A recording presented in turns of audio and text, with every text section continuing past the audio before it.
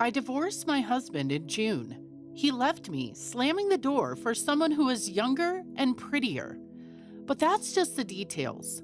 My husband was an ordinary man. Before our marriage, he was attentive and gentle, with all of the trappings of a romantic verse.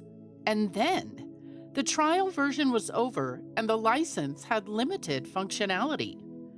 Nothing criminal, of course, but there was one pain in my ass. He started counting the money. It was all somehow skewed.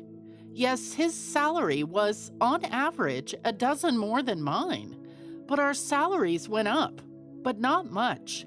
And that meant that he was the breadwinner, and I was responsible for all the household chores. But he counted expenses according to a special formula. If the purchases were for the house, he spent it on me. For the house was a car with credit payments of $400 a month, which he drove me once a week to the Oshun for groceries. For the house, that is, for me, there were blankets, towels, pots and pans, bathroom repairs.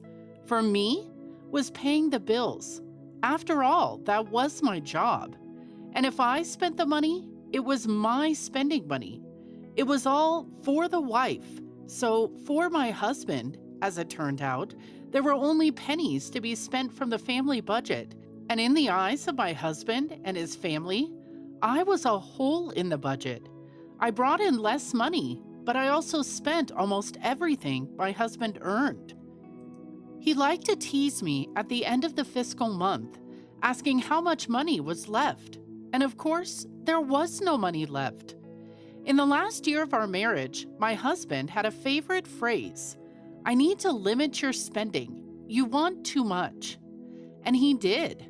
At the beginning of our marriage, we agreed that we would each keep $900 and put the rest in the budget. Then he decided that he would keep the difference in our salaries. That is, he would keep the $600, and I was left with tenner for my personal needs. Then he did the math and cut his contribution to the family budget by another $900. The key phrase was, "You have one shampoo that costs $5, and I wash my head with soap." Total in the last year of marriage, for maintaining the house, buying groceries, car loan payments, and child expenses, I was allocated $5,000.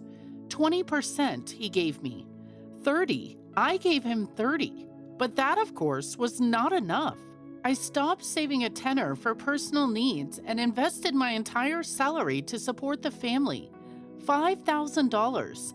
I only set aside rare bonuses and all sorts of extra payments for myself, continuing to listen how my husband supports me and how he plans to cut my expenses even more.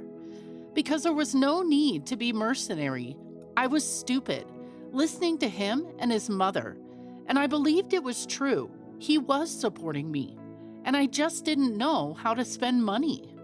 I walked around in rags, saving every penny. I swallow aspirin and put off going to the dentist because the free clinic is being repaired and I can't afford to pay for the dentist.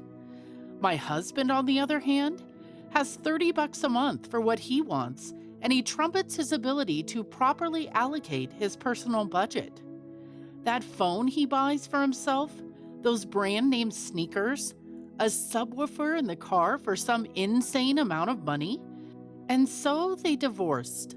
The great keeper from his crotchety wife, someone who doesn't wear secondhand clothes, powders her nose, works out at a gym, not spend her evenings inventing breakfast, lunch, and dinner on a budget, and knitting the baby socks, hats, mittens out of an old sweater.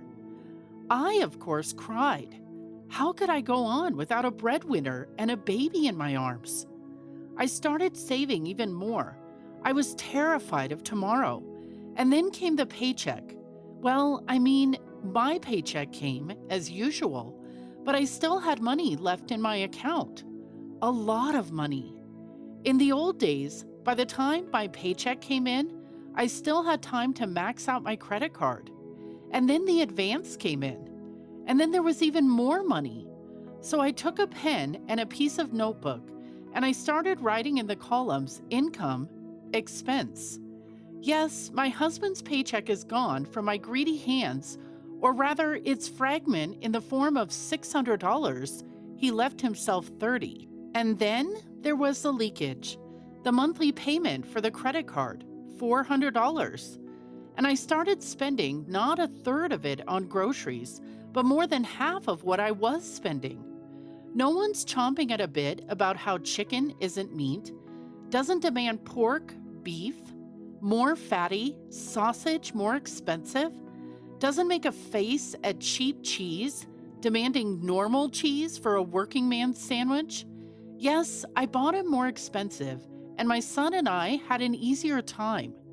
No need to buy beer, no sweets flying again in the bucket, and this "your pies suck, I want pizza" thing no one claims. I got my teeth done. Oh, for the love of God, I got my teeth done. I threw out the rags. I was embarrassed to pick up my son in and bought inexpensive but new clothes. I went to the hairdresser for the first time in 5 years. After the divorce, for the first time, my husband paid at least some money to support the child started coming in. All the wealth of $600 goes to the kindergarten, sports section. Before the new year, he transferred me from his generosity on top of alimony another $1,500. Wrote, "Buy at least a child a tangerine and a normal gift. Do not dare spend it on yourself, or I know you." On yourself? That's funny, man. I, intoxicated with the money in my purse, have bought my son everything since the divorce. Everything he's ever wanted. An inexpensive telescope, a construction kit, a baby smartwatch with bonuses. I finally redecorated his room. For New Year's Eve, a big cage with 2 guinea pigs and all the trimmings. At the beginning of December, I agreed to a promotion, something I'd never thought I'd do before. I mean, it's an increase in working hours. It's like, when am I going to be able to do everything around the house? Well, I am. I don't have to make hodgepodge and making stuffed cabbage rolls and dumplings. Do I have to support you eat store-bought, ready-to-eat dumplings? And the main thing, no one reproaches. No one calls me a kept woman. No one dollars. Nerves, well, my mother-in-law's ex comes to talk to my grandson and take pictures of everything, the refrigerator, things, repairs in the apartment. I now lie on the couch, chew pineapple, watching as my son diligently feeds us guinea pigs, brings me stuff and asks, "Did I put it right? Did I pour it right? Do I tear that much cabbage?" And I feel so good without my husband and his money.